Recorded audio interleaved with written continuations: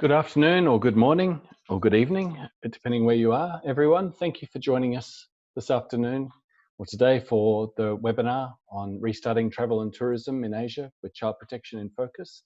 My name is Damien. I'm the manager of the code, and I'll speak a little bit later about what that is.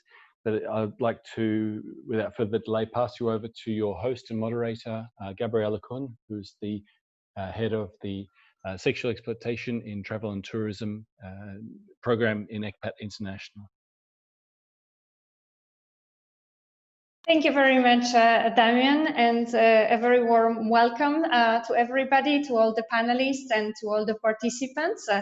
And we are very happy to have over 160 people registered to this webinar today from many countries in Asia, Europe, and also from the USA. We have representatives of the private sector joining us, civil society organizations, governments, and academia. As Damien mentioned, I'm head of program on child protection in travel and tourism at ECPAT International, and I have a pleasure to moderate this webinar today with support of Damien, who is manager of the code. And today's webinar is organized together with Down to Zero Alliance that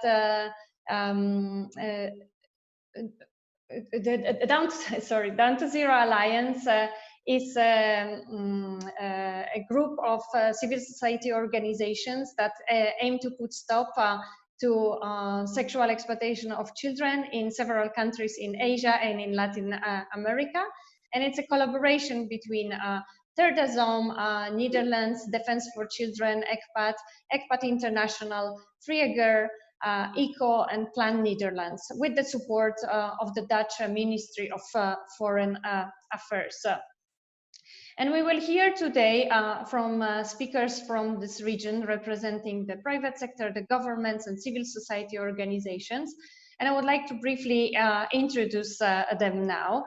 So let me start with introducing our first speaker, who will be Joyatri Rai, the director of Equitable Tourism Option Equation. Joyatri has over 15 years of experience in developing and understanding the ways in which tourism shapes lives of local communities, with particular emphasis on child protection in travel and tourism.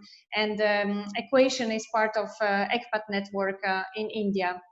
We'll be joined today by attorney Noemi Truya Abarientos, who is Deputy Executive Director of Children's Legal Bureau from the Philippines.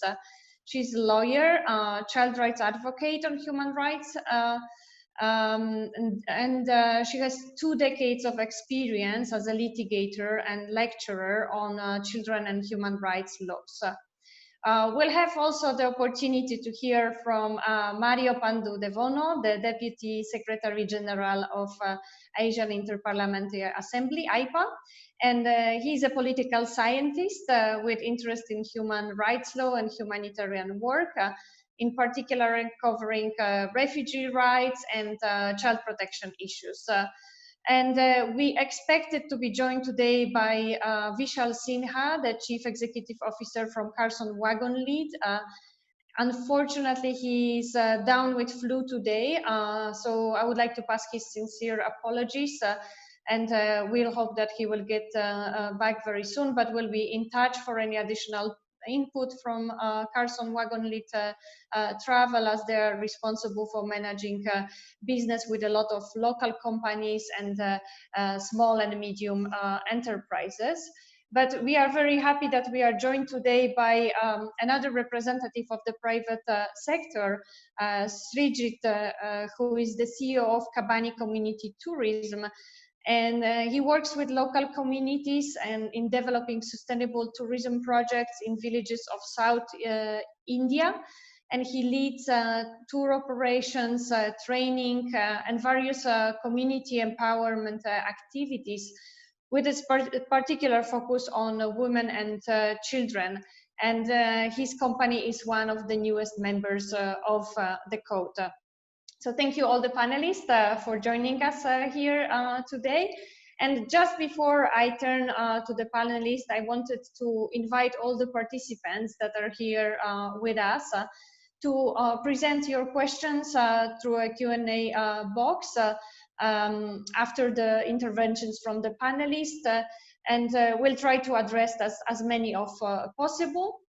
And also, you should have received a short survey, and we would like to invite all of you to share your experience, perspective, and suggestions that can fit into a joint statement that we are planning to launch after this webinar that is taking today in Asia, and a parallel one will be organized also for Latin America. This will be a follow-up to this event, and we hope to include also all the participants' perspective in this joint statement.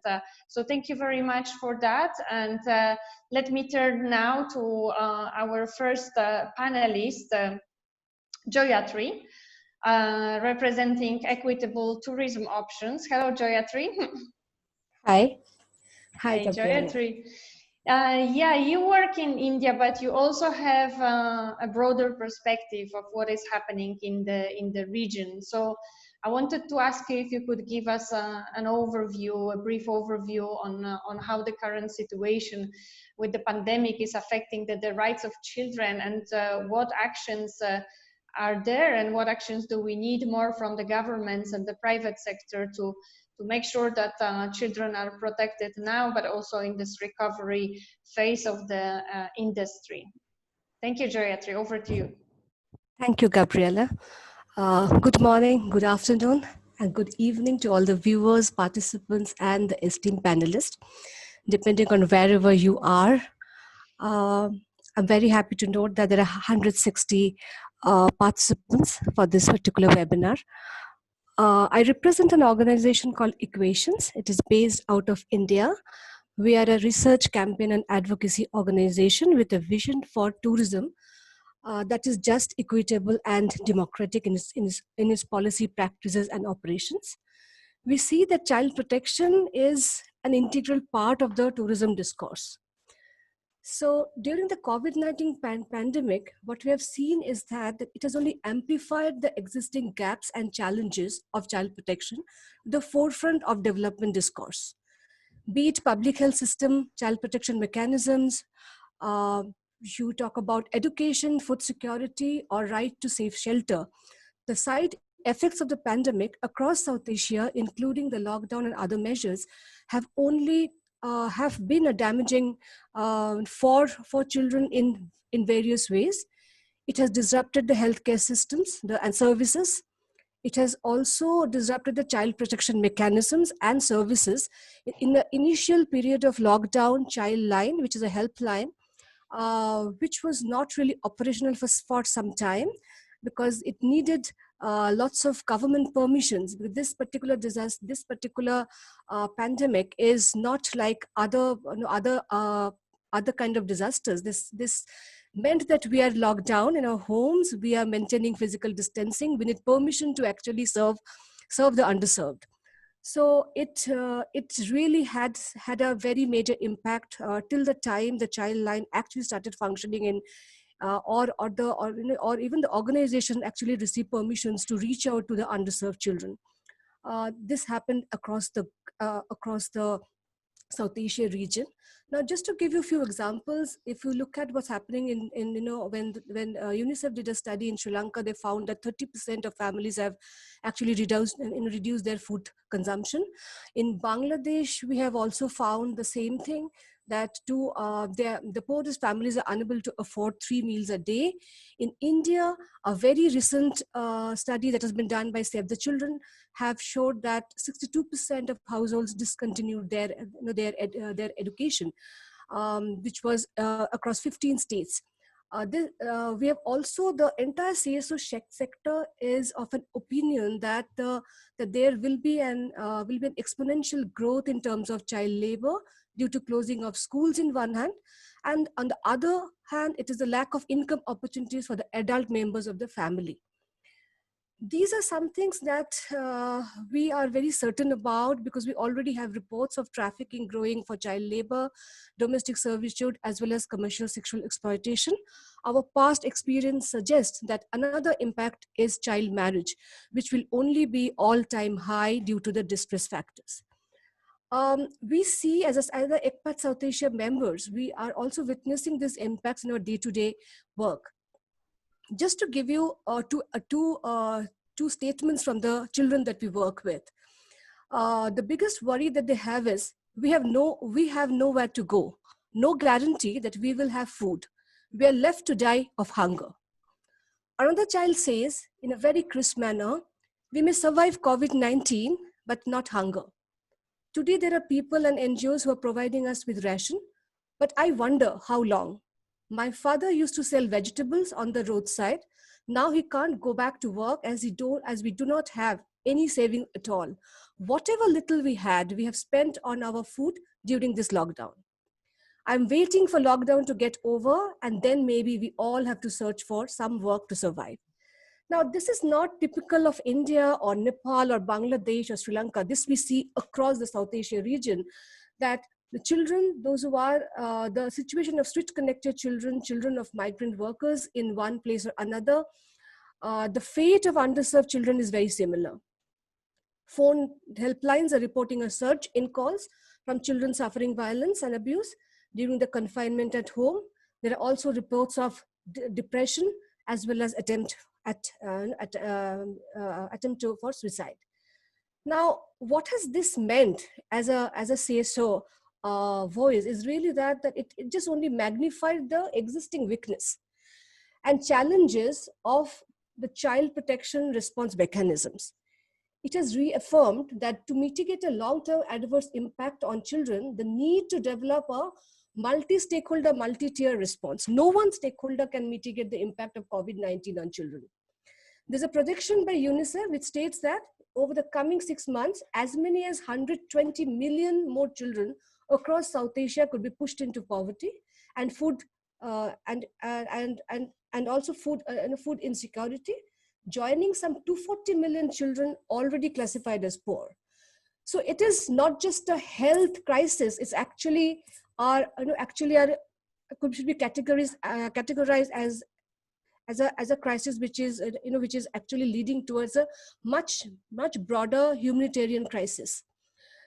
So if you come to the tourism industry, what happened to tourism industry is really that it's a majorly hit by COVID-19. The presence of unorganized workers, the students in tourist location is a reality. We know across South Asia, the large workforce that is involved in tourism is unorganized sector. They often come from neighboring areas and states, having migrated to the tourist destination in the hope of a better income opportunity and a decent living standard. The COVID-19 advisories have left them with utter uncertainty, no job opportunities. They do not have anywhere to earn a livelihood, no health benefits, no security, social security covers, and there is also no safe space that can protect them from being infected. Now, the vulnerability of these children have increased multifold during this crisis. Their need for services has gone up. Isolation, social distancing, physical distancing, and limited access to child protection response mechanisms and disruption of safety nets has resulted into high vulnerability in general and particular to the tourism locations. To give you an example of how the tourism service providers at the tourism locations have actually responded to this situation. We have seen that in many tourism locations, tourism service providers such as guide associations, local travel associations, small and medium hoteliers have come together to help support the vulnerable among themselves. They have protected children from being trafficked by informing child helpline. They have stopped child marriages, intervened in situations of acute starvation to provide food. The destination level tourism service providers have demonstrated a high level of collaboration with CSOs to ensure children, be it street connected, living independently, or children of migrant workers, children in childcare institutions are provided with some services during this period of crisis, which actually shows that the once you recognize the deprivation and the marginalization faced by this unorganized tourism sector and the reluctant and also the resultant vulnerability of their families and children, it actually allows us to ask a question that can child protection be a choice of the tourism industry anymore? Is it not a business imperative really? Now, why do we say that? As the tourism industry prepares itself to reboot and restart their operations, protecting children from any form of exploitation becomes a business imperative. It is part of the ethical business practices and, very importantly, a legally compliant practice. Tourism industry, be it formal or organized, informal, unorganized, is in a unique position to address child protection issues. Let me explain this by a small, very brief example. When we start traveling, what do we do? From the time we decide where to go, how to go, where to stay, what to eat, what to see, whether to take a guide or not, whether what to buy as a souvenir, even we can look at a mode of transport. All these, each of these are actually a tourism service, and each of these access points could be seen as intervention points to ensure that these facilities and services are not misused for any illegal purposes. And protecting children from any form of exploitation is a criminal offense.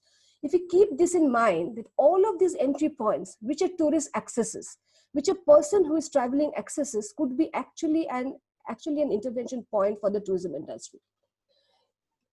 In the very recently, recognizing that that trafficking is on rise, also what's happening is that the government of India, which is also the Ministry of Home Affairs, have actually issued a notification now to ensure that by instructing the state governments that there should be many more anti-trafficking units to be set up. And there should be several action points like awareness raising, campaigning, talking to the vulnerable communities, and so that they can actually prevent trafficking. If you look at the tourism industry here, the very importantly, we need to look at it in the point of saying the child protection. If you look at it as a business imperative, a practice that upholds ethical practices by the industry and zero tolerance for any criminal offenses. The Global Code of Ethics for Tourism, adopted in 1999, has a comprehensive set of principles whose purpose is to guide stakeholders in tourism development. Central and local governments, local communities, the tourism industry and its professionals, as well as the visitors, both international and domestic. It's a very comprehensive code of ethics guideline, which actually talks about how tourism stakeholders should actually ensure that they are part of a socio-economic. They follow a set of principles towards ethical tourism. Recognizing that the tourism industry can play an effective role, the Code of Conduct for the Protection of Children from Sexual Exploitation in Travel and Tourism, which is an industry-driven multi-stakeholder initiative with the mission to provide awareness, tools, and support to the travel and tourism industry, clearly delineates 6 steps that should be adopted by the tourism service providers to uphold child rights. It was initiated by ECPAT Sweden, and it has been in operations for last so many years. There are multiple companies who have been who are the members of this code, and I think my fellow panelist Damien will talk a little more about it when the time comes. Today, since we are restarting travel and tourism in Asia with child protection in focus, the call is to you, that the tourism industry, the tourism service providers and allied services, to join hands with us to uphold child rights. There are very simple steps: creating awareness, having a well-defined child protection policy with a robust communication strategy to inform the guest at each and every access points on the zero tolerance against any violation of child rights. Training your staff members to identify and report cases and help the investigation are some of the steps that will only strengthen the brand and will help tourism to be resilient and sustainable with long-term benefits for child well-being, as well as the economy and also the social cohesion. With this thought in mind, I would like to conclude now and we'll wait for the questions from the participants. Thank you, Gabriela. Thank you very much, Joyatri, and for presenting the challenges to child protection that we are having now, especially because of very difficult situation of private sector itself. But still, as you said, and brought example of practical measures that are there to address this current situation, and this cannot be forgotten now. And we will go back to more practical examples about how the private sector responds to these situations with the representative of the private sector that we have here with us today. So let me turn to our next speaker, Attorney Noemi, Deputy Executive Director of Children's Legal Bureau.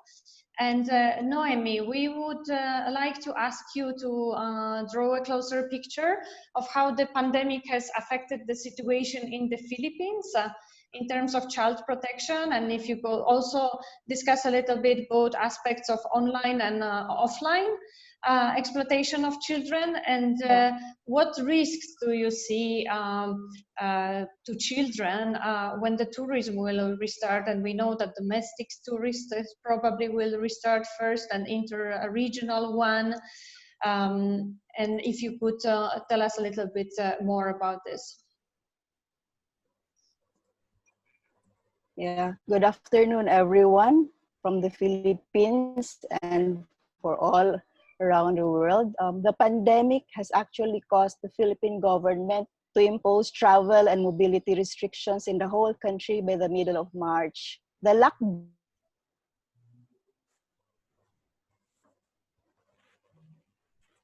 Hello? Can everybody hear Noemi?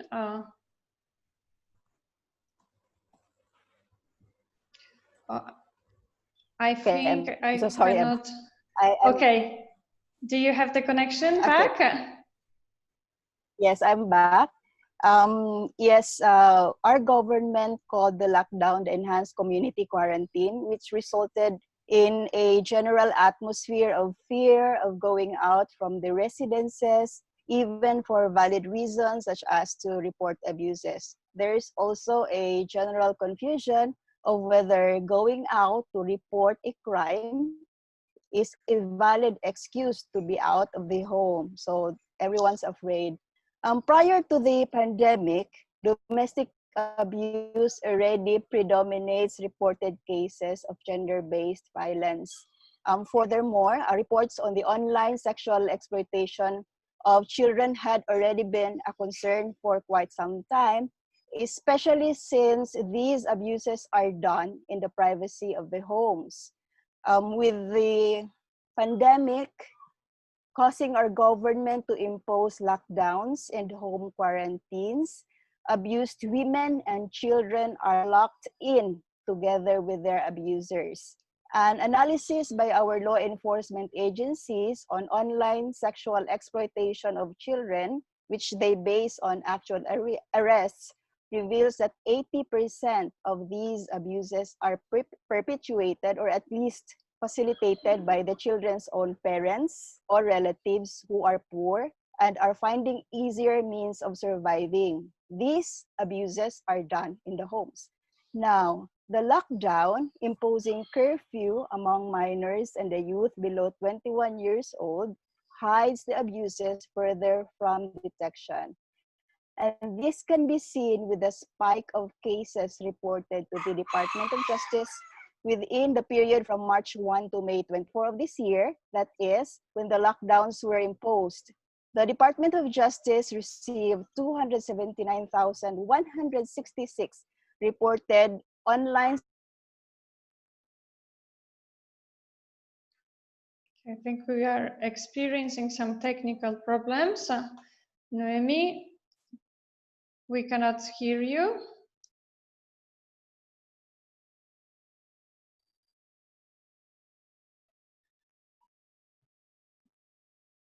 Okay, let's see if Noemi is back. No, we cannot hear you. Okay, I'm back. I'm so sorry. This is how it is right now with us. Everyone's using the internet, and our facilities have not kept up to this. So I go back to the number of cases online, which had tripled compared to the same period last year. Now, these reports usually involve violations like possession, manufacture and distribution of child pornography, online enticement of children for sexual acts, child sex trafficking, sex tourism involving children, extrafamilial child sexual molestation, unsolicited obscene materials sent to the child, and misleading words or digital messages on the internet. So this is a study, comparative study. Our organization, the Children's Legal Bureau, also received similar reports happening locally during the lockdown.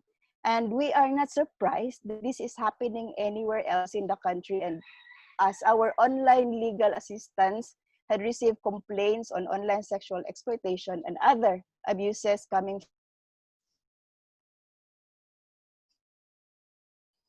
Okay, we have a break, technical problems, but we hope Noemi will come back again shortly.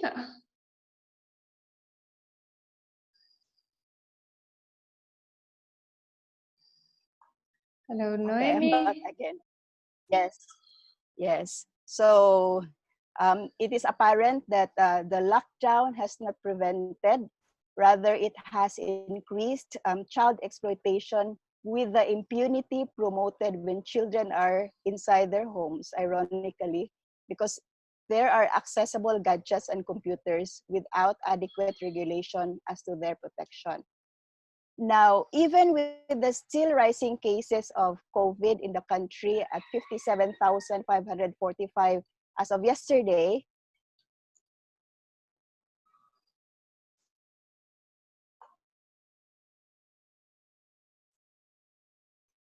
We know it will come back in a second, hopefully. Yeah, I'm back again. yeah, This is getting to be embarrassing.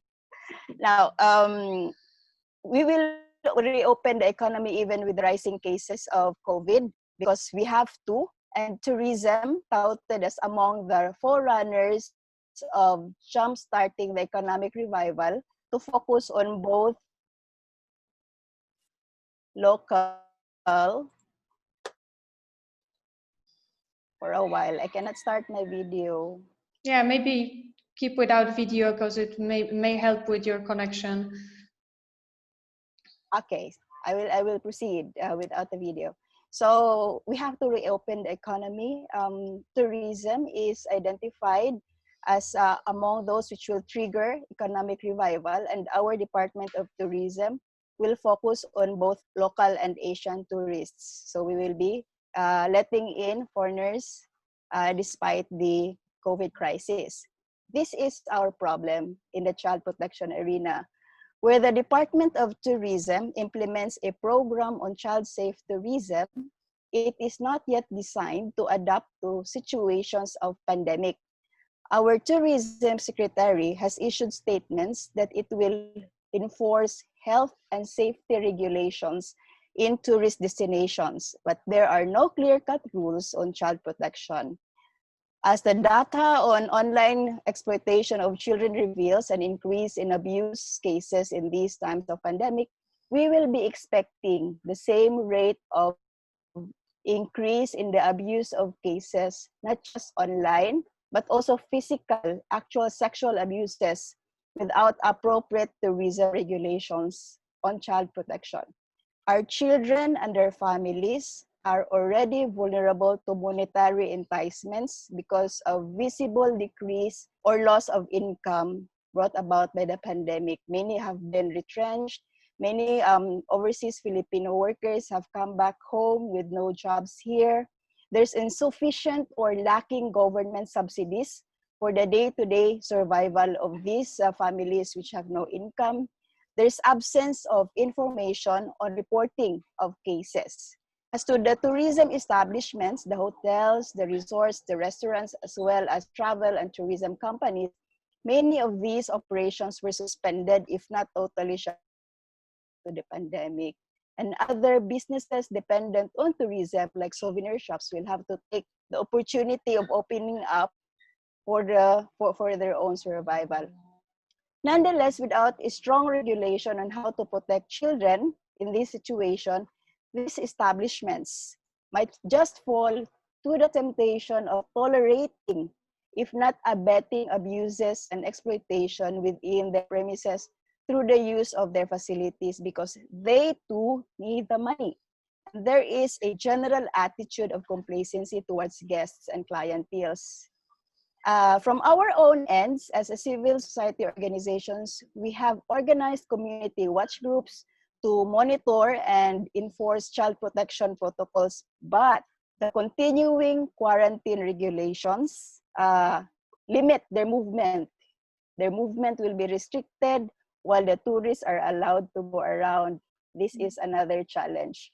We thus recommend for all government agents with this to consider how to prevent child abuse and exploitation cases in this context, and perhaps emphasize on the protection of children when tourism is about to be opened.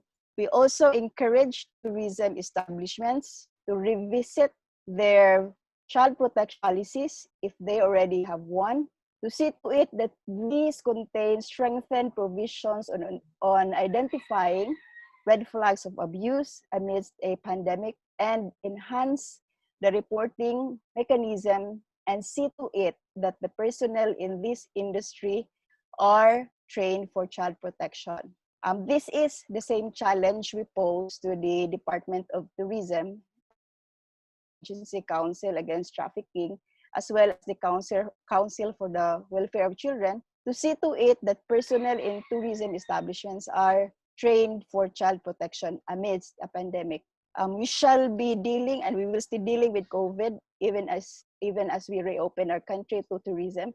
And it looks like it will not be over soon. And probably we will be facing another pandemic of this nature in the future, adversely affecting our economies. But at the back of everything, we must not forget that we still have children to protect as we jumpstart the economy. Thank you. Thank you very much, Noemi, and thank you for presenting all these points, some of which are recurring challenges, but many of which have been intensified by this COVID pandemic, and they need really urgent responses. Thank you also for mentioning the problem with tolerating this crime, which absolutely cannot take place in any tourism establishments. There needs to be a zero tolerance for this crime, and I think what you presented is an important call that child protection cannot be diluted now during this crisis and during the recovery phase. And with your recommendations that you had for the governments, and revisiting child protection policies and doing the trainings, and we also need robust legal frameworks, and all of this brings me to our next panelist and the current responses that are in the region by the government. So I would like to invite Pandu, Deputy Secretary General of IPA. If you could tell us more about IPA work on this topic and your initiatives in the countries in Southeast Asia region that IPA covers.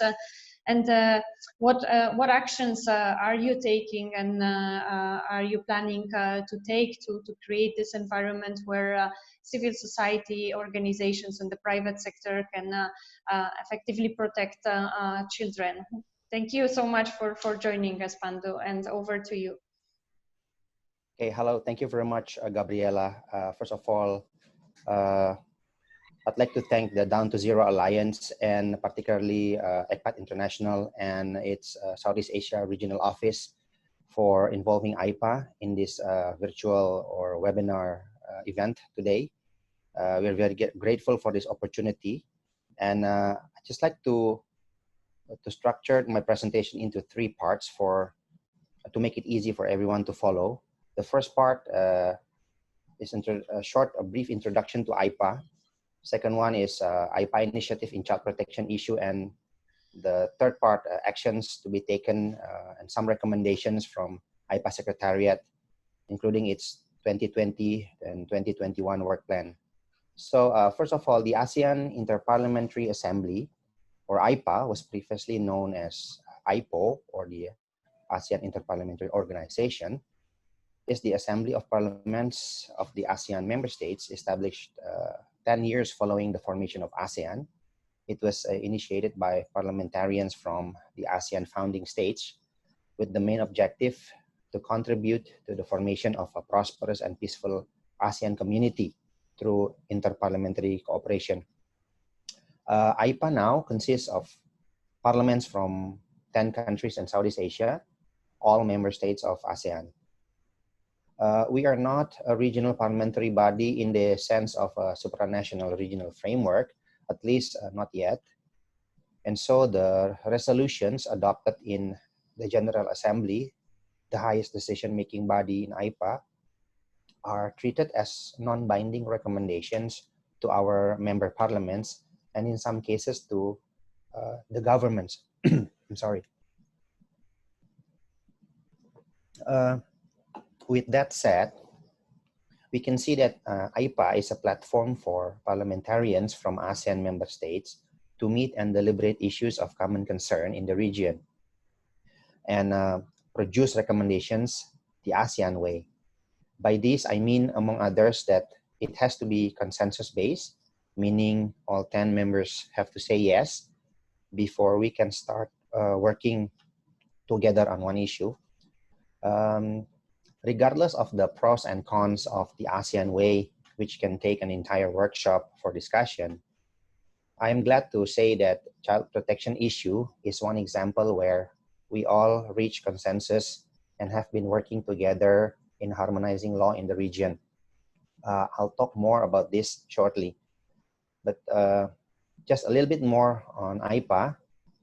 The permanent secretariat of the organization is located in Jakarta, Indonesia, where I'm based, and is, as it is right now, IPA secretariat is rather administrative in nature, although there has been some efforts and studies done wanting to push and transform the secretariat into an organization with more capability to engage in issue-based projects in the three pillars of ASEAN, such as the political, security, socio-cultural, and economic.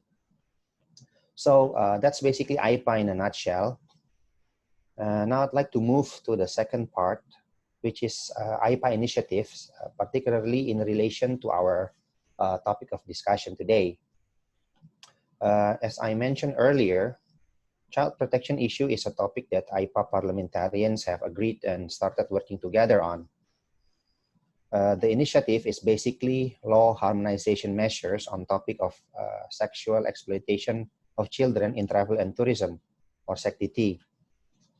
Series of workshops between IPA parliamentarians with other stakeholders and experts from different organizations, including ECPAT International, UNICEF, Interpol, have produced an understanding and agreement that a legal checklist or framework that could provide IPA parliamentarians a comprehensive guidelines for their child protection legislation work at the national level is urgently needed. I'd just like to highlight that while all 10 member states of ASEAN have ratified the Convention on the Rights of the Child, or CRC, but findings from status of implementation of recommendations from the global study on SECTT of ASEAN member states highlight a significant intra-regional gaps in terms of child protection legislation. In light of this situation, in the 10th IPA caucus meeting in Malaysia last year, IPA member parliaments endorsed the use of a legal checklist to be used as a guideline for parliamentarians to strengthen and harmonize child protection laws in their respective country. Further, in its 40th General Assembly in the same year, IPA parliamentarians adopted a resolution on eliminating all forms of violence and exploitation of children, wherein IPA member parliaments, among other things, mandated the IPA Secretariat to explore the establishment of an ad hoc working group on children or a parliamentary caucus as a formal avenue to discuss, monitor progress, and develop effective methods in combating all forms of violence and exploitation of children. But what does it mean really, you may ask? This means that we do realize in IPA that the battle is far from over. IPA parliamentarians who are passionate on this issue because as you know, that parliaments deal with all sort of issue concerning our day-to-day life. So obviously child protection is not the only thing that we are working with, but nevertheless our champion MPs, those who are passionate with the child protection issue, are currently working with other child protection stakeholders on exploring the formation of a caucus where the issue can be discussed more regularly in IPA and with more weight. And so there would be a dedicated body or mechanism to monitor progress or the lack of it in terms of law harmonization process in the region. I think this is a move forward in child protection issue in ASEAN that we should support. Okay, so with that, I've explained to you the initiatives. And just like now to get into the last part of my presentation, which is actions that need to be taken by government to create an environment where business and CSOs are able to effectively protect children's rights. And some recommendations from IPA, although it's not exhaustive, but it covers the minimum that should be acknowledged and taken into consideration by all stakeholders, particularly the government. Firstly, it's very important to acknowledge that the COVID-19 crisis is having a devastating effect on children. When households face economic insecurity and stress due to loss in livelihood, domestic violence surge, where children suffer the most. Parliament, through its three functions, legislation, budget, and oversight, should make sure that government are doing their part in ensuring that children are informed of their right to protection against sexual violence and of the services and measures in place to achieve this goal. Parliament should ensure that there is an environment of continuous dialogue between national, regional, and local authorities, as well as cooperation with civil society and the private sector must take place to regularly review the situation, assess needs, and adapt measures so that all can continue to fulfill their mission of preventing and combating child sexual exploitation and sexual abuse and caring for the victim of sexual violence.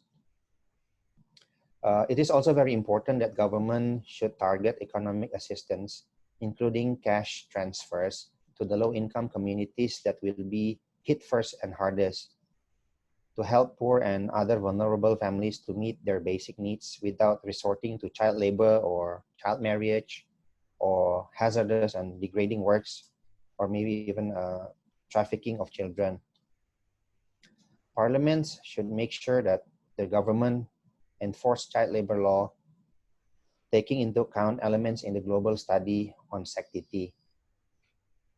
Parliaments should make sure that their governments engage in public awareness campaigns against sanctity. I guess this point echoes what Joyatri previously mentioned.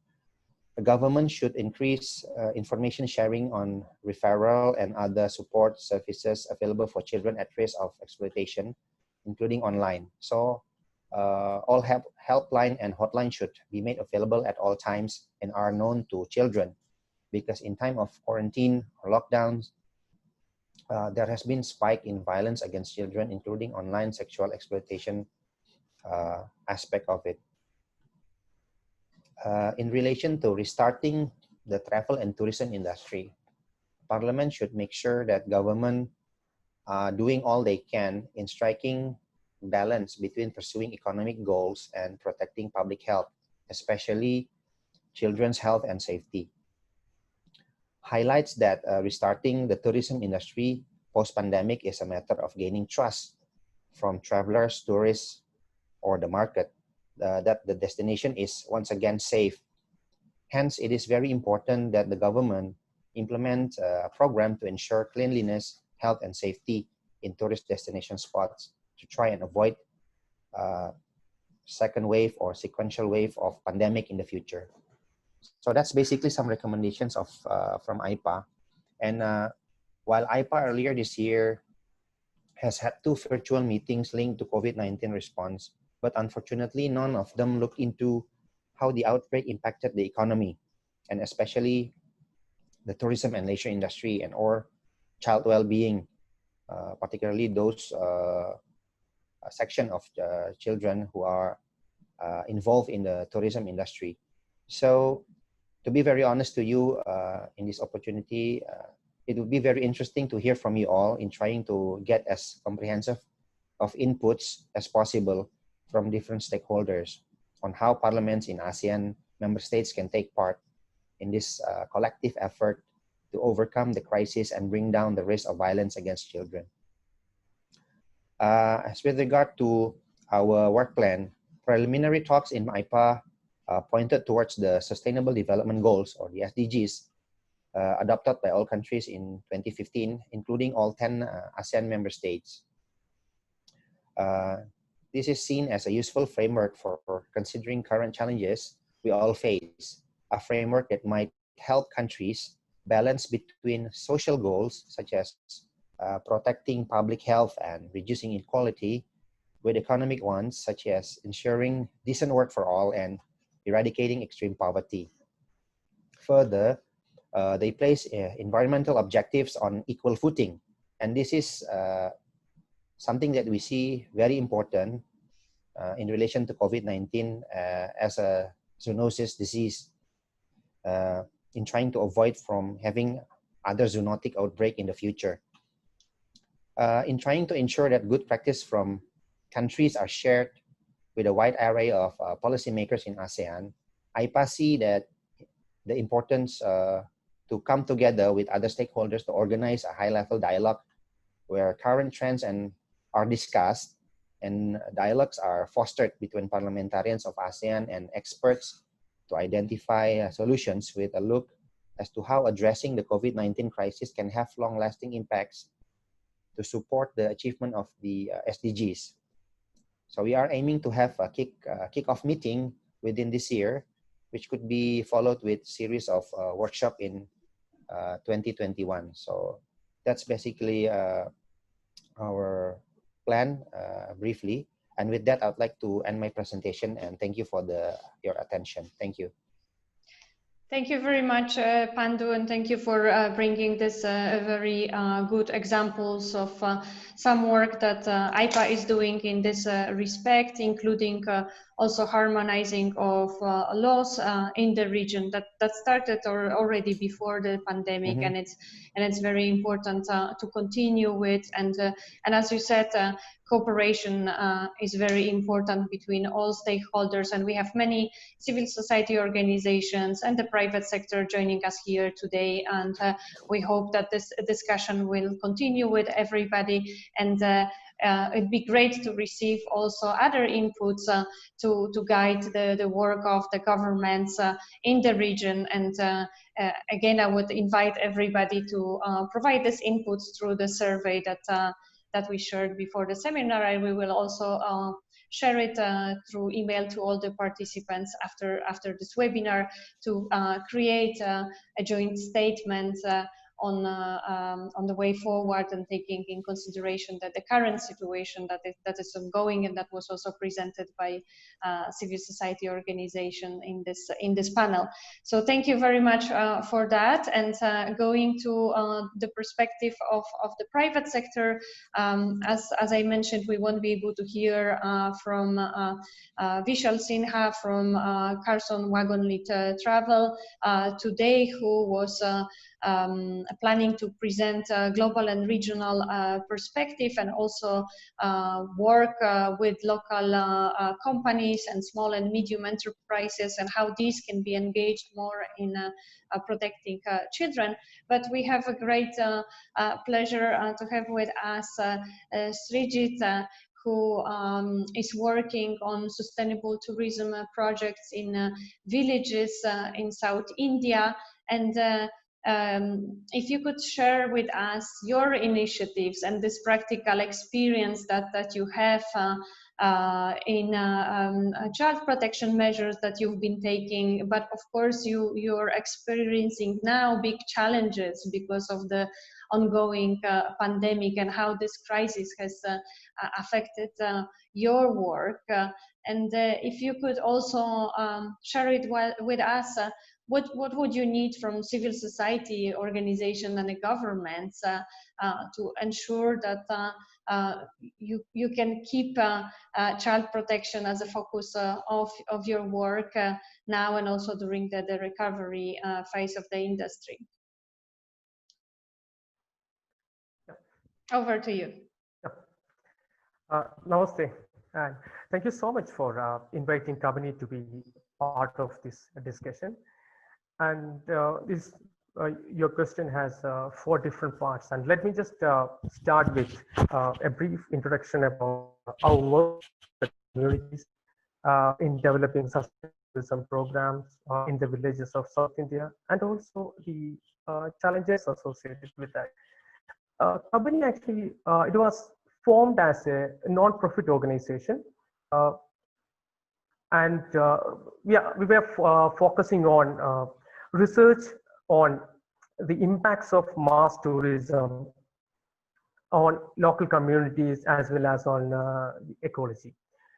So in Kerala is one of the most famous tourist attraction, state-wise in South India, and tourism is a reality here.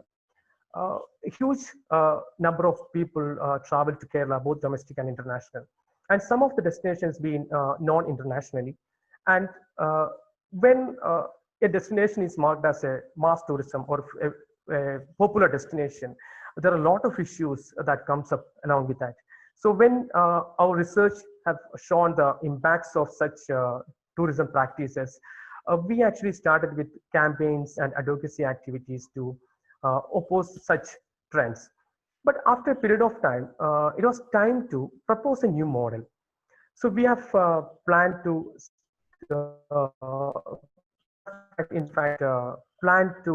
initiate a community-based sustainable tourism program as an alternative to this mass tourism or the popular model of tourism.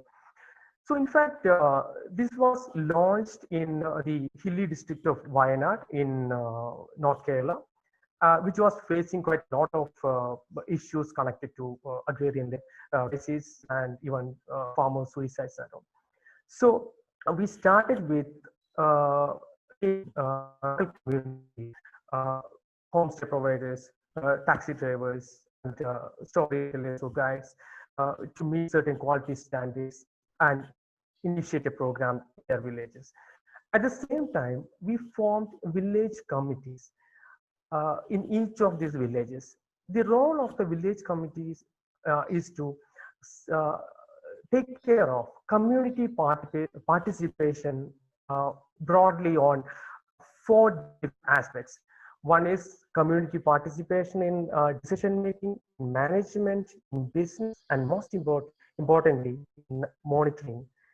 So once a village committee which constitutes all the stakeholders of this program in a particular village, and the elected members of the local self-governing bodies. It's their responsibility, especially to monitor the tourism-related activities in a village. But we know that when people do travel to our destinations and stays in our homestays, we can't always be sure about safety of children or women. Uh, Things could happen, like even in a most safe place we assume. So preparation is the real key. Or we do regular trainings informing our community members and these village committees on the legalities associated with such issues that might come up, and if any such exploitation or any such acts gets committed in the village, how to report it quickly and the legal actions to be taken up. So these are the scenarios that you have to address in advance. As the earlier panelists were mentioning about the COVID scenario and the impacts of COVID directly on people. In tourism also, it has multiple levels or layers of impacts. One is definitely the revenue. Our model actually doesn't really require an initial investment. So it's actually considered as an a source of additional revenue for the homestays or people who are involved in tourism. So they are really not in a pressure situation to make revenues out of tourism, and yeah, so that pressure is not on them always.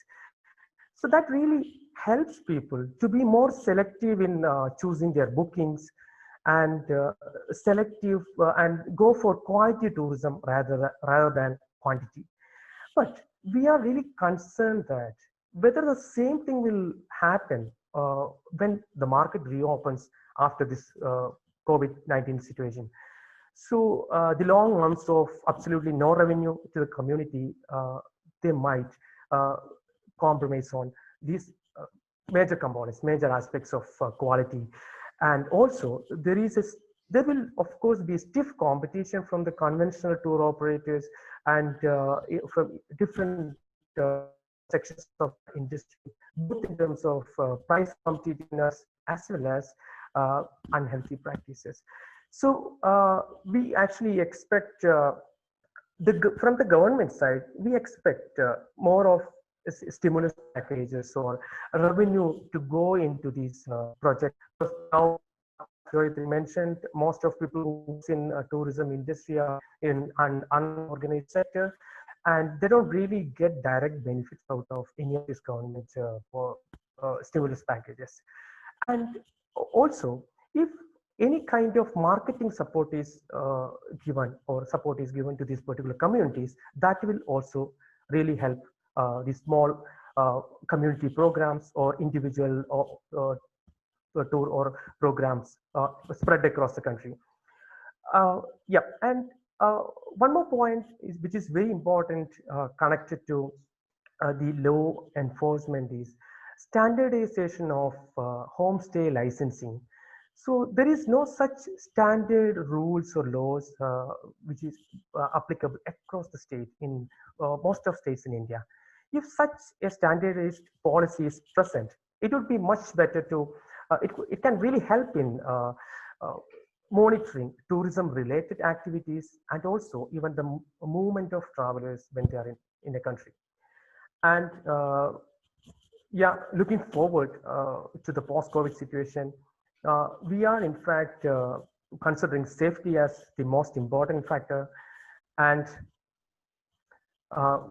guest safety always be assured through these standard procedures, which is promoted by different government agencies. And we are also trying to map it to the rural settings.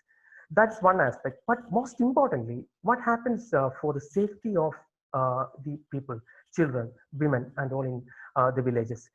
One method that we have been following was educate both the travelers and the host community. Towards the travelers, the communication would have already gone during the tour discussion or communication time itself about the children's rights, the legalities of the land, all these aspects. But we feel that more than that, we need to really work on some guidelines, and which is actually proof. And that's why we have recently signed code which is led by expats, and we have started working on the different levels or different guidelines of code. Also, we are now working with equitable options or equations in India, which is the representative of code, part of code. And also, we are working implementing those guidelines in our supply chain. And we do expect there to be more challenges when the market opens up, and we have to be prepared. And it's going to be a very different scenario than we have been observing. Thank you. Thank you so much. I would like to answer the questions if our participants have any. Thank you. Yeah, definitely. We'll turn also to questions from the participants, and thank you for sharing this groundwork experience with us. And it's really good to hear that now during this crisis, companies like you working with the communities, they still prioritize child protection and work on this through specific measures as the code of conduct, for example, and definitely, as you said, private sector needs also specific guidance from the government, which can be done in the form of a national codes of conduct for child protection that would require all travel and tourism industry, but at the same time give concrete guidelines what to do to protect children. So these are some of the measures that can be also taken by the governments to regulate, to better regulate tourism. So just before I open floor to questions and answers, and I would invite everybody to present this through Q&A box. I would like to ask Damian Brosnan just to briefly tell us a little bit more about the code that is a multi-stakeholder initiative that provides awareness, but also tools and support to the travel and tourism industry to prevent the crime of sexual exploitation of children. Thanks, Gabriella, and really terrific to hear from all of the different panelists today. As Gabriella mentioned, I work with the Code, and we work primarily with tourism companies to implement practical measures on child protection. But I think what this meeting today, or this webinar today, has shown is the importance of the linkages between global efforts like the SDGs, regional efforts like IPA has been implementing, national efforts, and also local efforts of putting child protection at the forefront of tourism. And the fact that in this current situation with basically a shutdown of tourism around the world, perhaps it's a chance to re-establish child protection as a core principle of doing business as a tourism operator. So as the Code, we work with some of the biggest tourism companies in the world, some of the biggest hotel chains and airlines and tour operators, but we also work with very small companies, including community-based tourism initiatives like Kobani, which has recently become a member of the Code. So I think the idea is we can all work together, no matter the scale or the particular stream of tourism that we're involved in, to implement very straightforward, practical child protection measures. And that extends to the employees of the company, to the policy and the response to any situations that the company might face, but also to its customers, to its travelers and its local community and its local connections with law enforcement and community support groups. And so the implementation of the code looks very different in different parts of the world and for different types of companies. But overall, it's a reasonably accessible set of principles and guidelines and tools that any company can use to implement. So I'm really hoping that in this challenging situation at the moment, we can all, as we've done today, get together and talk about how we can all contribute to child protection, including the tourism industry. Thanks. Thank you, Damien. And I'm looking now at the questions that we have. I see that we also have an input from Philippine Department of Tourism in sharing with everybody that they launched a Child Safe Tourism program with training and advocacy for tourism frontlines as its main focus. And it's both about women and children rights on the issue of sexual exploitation. So this is a very good initiative that's been shared here with everybody.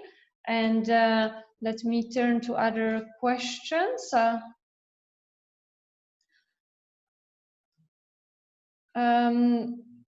Let me see. Okay, so maybe a general that goes also as a general reflection for all the panelists,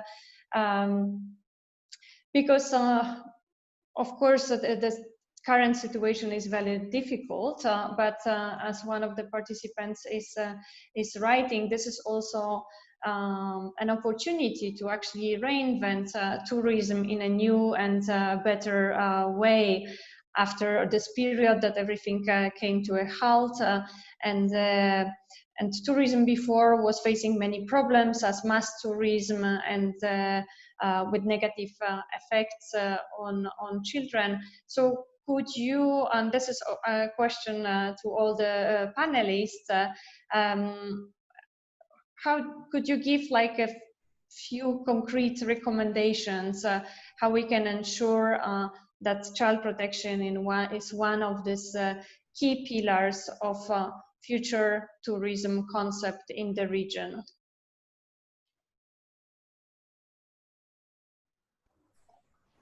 Any order that you wanted to be answered, or it could be you can start, Jayatri. So yeah, I was just reading at the chat box and was trying to look at what kind of questions were coming, and I think you picked up the question which is kind of almost covering most of us that we were talking about in the essence of the webinar. I have 4 points that I wanted to share with all of you. I think the need of the hour is, I think I completely agree that this is not only a situation which is green, but it's a situation where we can rethink the entire development discourse, be it tourism, be it any other development that we're looking at. Even the public health system is to be looked at, education system is to be looked at. So it's a time, it is almost like rebuilding your world again. So from that perspective, I think that the debates on the discourse of child protection have to do a little shift and work on the framework of corporate accountability and ethical business practice with a sharp eye on child protection. What we are talking about is not really a choice. It is a legal offense. It's a criminal offense. So we are not talking about any social sector intervention in that way. We're talking about legally compliant companies which has a very high ethical business practice. So if you do not look at child protection as part of your rethinking tourism sustainability perspective or resilient tourism perspective, then you're missing out on one whole component of being being responsible and being accountable to the country that you operate, accountable to the children of the country that you operate in. Second thing, it's an integrated measure. Like what we are doing now, we are working with Kabani and we are coming up with this a whole set of capacity enhancement manuals. Now, what are we doing there? We're talking about 3 things that we are looking at, which I think Mr. Pandu has also said. Looking at safety, security, and also looking at your operations, how it can be accountable. We are adding child protection components within their operation system and not making it isolated, not making it an isolated issue to work. Within the operation as a homestay, how would you ensure that children in your home and children those who are visiting and children those who are in that particular tourism location is safe and secure? So we're looking at, in your operation, how do you plug in child protection, not as a separate one? Fourth thing, I think, I believe that now, or we think that that the travelers are really a stakeholder which we need to really work very closely, because tourism is also a demand-driven industry. If the travelers and the tourists wants to stay in more ethical companies, looks at child protection as a very important issue to actually choose a particular place to stay or to live, or a guide to take who has a child protection initiative, that could be another way to look at, to not to only focus on the industry or the government, but also the actual customers, those who are the guests who are creating this kind of a demand. So look at travelers focused awareness programs, campaigns which can demand ethical practices from this whole tourism development. I think these could be some things to be looked at as part of when we talk about sustainable resilient tourism development in the coming days or weeks or months or years, whatever are to come, So that's what I was thinking when I was reading this question. Thank you, Jayatri. And in fact, I mean, this summarizes what everybody brought here to this discussion, and you put it with concrete few points and focus points. And yeah, I would invite other panelists to reflect on it. Okay, I think I can go if I may. Yes, go ahead, Pandu. So, yeah, as I've mentioned previously, I think at the core of this question is trying to strike the balance between pursuing economic gain and public safety. And one of the concrete few steps that government and can suggest to our governments is to try and mainstream the child protection issue in every national development master plan for all countries member to IPA. And for this, on the paper, I think we're on the right track, because all of our members have signed the SDGs in 2015. Although the journey is still far, but if we should look into a more concrete steps, these are the things that we'd like to suggest to our governments, which is to establish policy and procedure against sexual exploitation of children. And in relation to the travel and tourism business or industry, it's very important to train employees on children's rights, the prevention of sexual exploitation, and how to report suspected cases. This should be cemented in our national legislation. Include a clause in contracts throughout the value chains stating a common repudiation and zero tolerance policy of sexual exploitation of children in the leisure industry. Provide information to travelers on children's rights, the prevention of sexual exploitation of children, and how to report suspected cases also is very important. And support, collaborate, and engage stakeholders in the prevention of sexual exploitation of children. Report annually on their implementation of code-related activities. Now, we know that for some countries, parliament member of IPA, these are already in place, but the law harmonization process is aimed at, or is basically a movement on how we can collectively try to get everyone on board implementing this minimum measures for protecting child's right. Over to you, Gabriela. Yeah, thank you, Pandu, and thank you for stressing the need to mainstream child protection in all the policies and practical measures. Definitely, that's something we need to call for. Naomi and Srijit, would you like to reflect on this broader question? Yes, actually, I agree with Jayatri and Pandu about the need for businesses to realize the importance of child protection and to mainstream this through the national policies. We are still at the level right now of convincing businesses the value of having children protected within their establishment. We are trying to have it legislated to have trainings for the personnel. We try at the national level to integrate it our anti-trafficking laws to compel companies to train their staff, the frontliners particularly on child protection, identifying abuse and how to report this, and develop protocols on reporting these cases. These are very important things that we have to do. At the moment, actually, we have started partnership with the Department of Tourism, ECPAT Philippines, with Department of Tourism on the trainings of tourism establishments for the protection of women and children. And I think these are very important efforts, even if we are not yet at the policy level, but at the practice level, though these are not yet compulsory by law, but at the level of the agencies, we are slowly changing cultures. We are changing perspectives on the need to protect women and children. And that's not only business that you have to think about. You also have to think about what are your responsibilities to the society and how you can contribute to minimizing at least some of the bad effects of tourism in our respective countries. So we are at that level trying to convince the private sector that even without laws, at least the ethics will be developed at their level. Yeah, and good that you mentioned also improving reporting protocols and the way that private sector can actually report if they observe any suspicious cases, because we are calling upon the private sector on taking these prevention measures, but this needs to also be strengthened at the level of the reporting protocols and ways that suspicious cases can be reported in a given country, and the response of law enforcement to that. Srijit, would you like to add anything to it?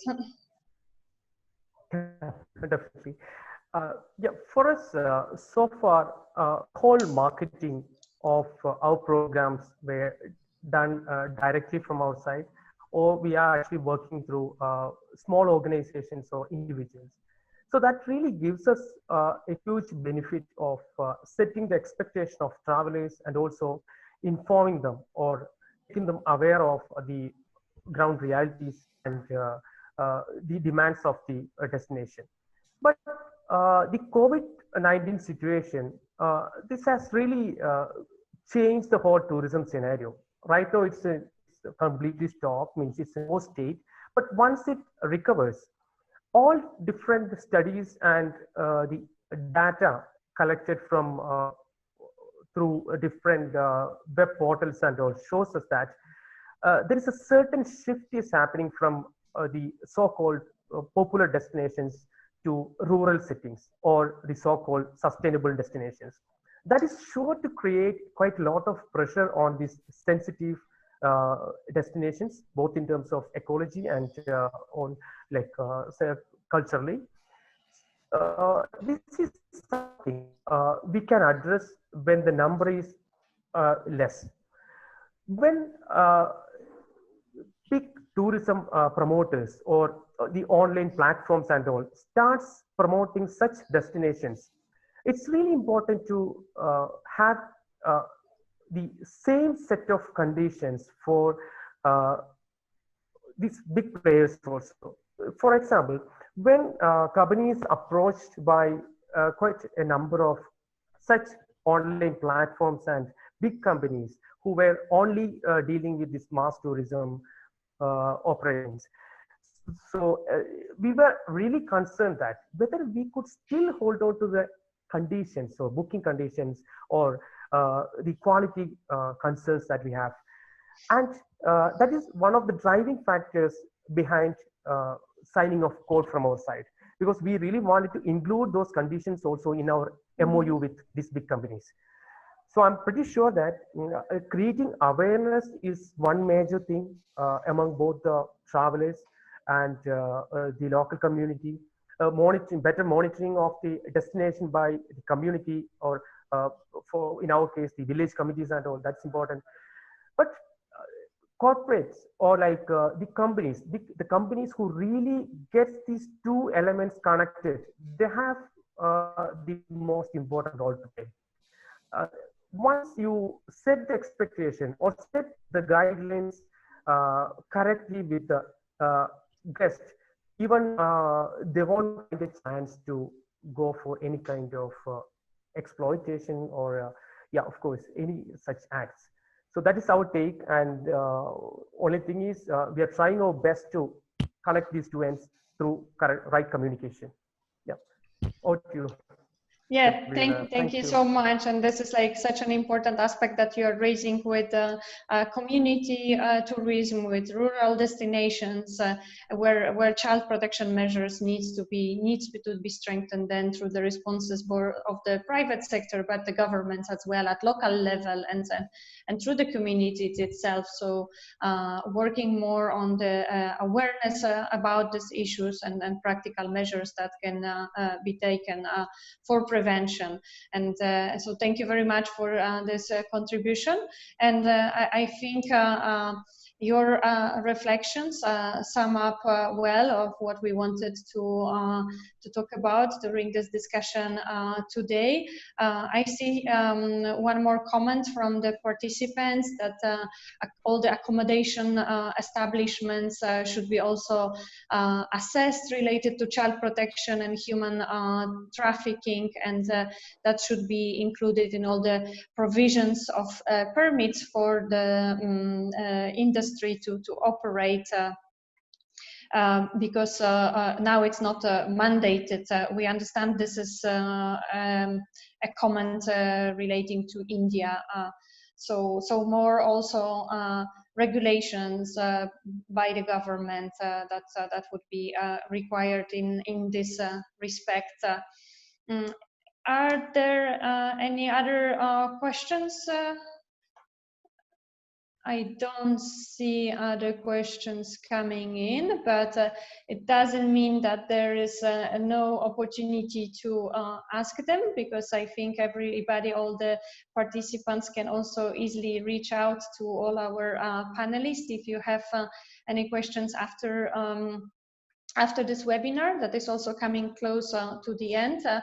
And thank you to all the panelists for discussing the challenges that are there now, but also like sharing with us promising examples how we can prioritize child protection as an integral part of sustainable and responsible tourism and recovery. And definitely it's not only about sexual exploitation of children. There are many other children rights concerns and issues related to it, especially now during the pandemic. And we are talking about cross-cutting issues through all the 17 Sustainable Development Goals that were also mentioned by Pandu, which of course include ending violence and all forms of sexual exploitation, and all the commitments that are being made to end these crimes. They just need to translate in concrete actions that you also gave some examples of, and by all the actors, the governments, the private sector, civil society organizations, and law enforcement. So the tourism potential to contribute to sustainable development can be fully furthered. So I think with this, I would like to bring this session to close. But again, I would like to extend the invitation to all the attendees to participate in the survey, because there we would like you to share your experience, and I'm sure that there are many that can enrich the statement that we want to prepare after this webinar, to suggest actions and other solutions that can be taken to ensure that child protection remains central to the current and future responses. And again, thank you so much. A big thanks to all the panelists, and a big thanks to all the participants, and we hope to cooperate with you, continue this cooperation with all the panelists, but also with the participants of this event, and with all the partners of Down to Zero Alliance that co-organized this discussion. So thank you very much again. And we'll close this session with that. Thank you. Thank you very Thank much. you. Thank you very much. Thank you very So much. much. Thank you.